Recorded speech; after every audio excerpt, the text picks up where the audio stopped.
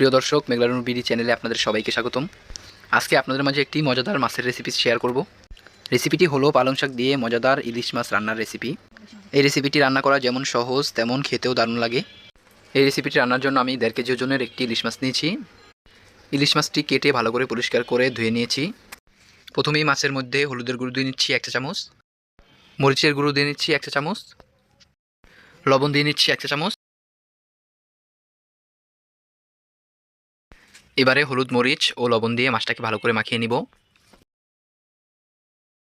মাছটা মাখানো হয়ে গিয়েছে, এবারে ম্যারিনেটের জন্য রেখে দিব 10 মিনিট। এবারে চুলায় একটি কড়াই বসিয়ে নিয়েছি।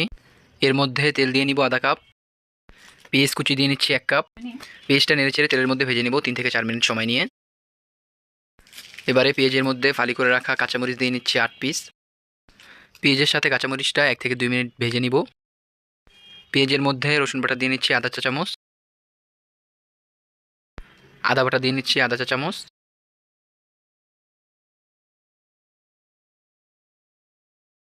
আদা ও রসুন বাটা পেঁয়াজের সাথে ভেজে নিব 2-3 মিনিট। এবারে স্বাদমতো লবণ দিয়ে নিচ্ছি।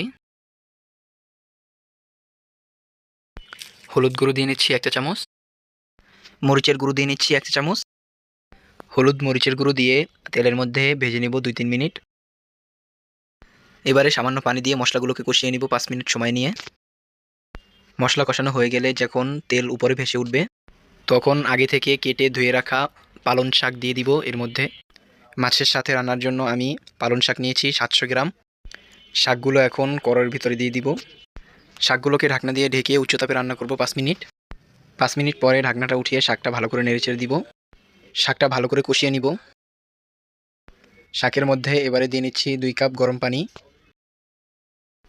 পানিটা শাকের সাথে খুব ভালো করে নেড়েচেড়ে মিশিয়ে নিব। পানিটা যখন বলক চলে আসবে, তখন ম্যারিনেট করে রাখা ইলিশ মাছগুলো একে একে শাকের মধ্যে দিয়ে দিব।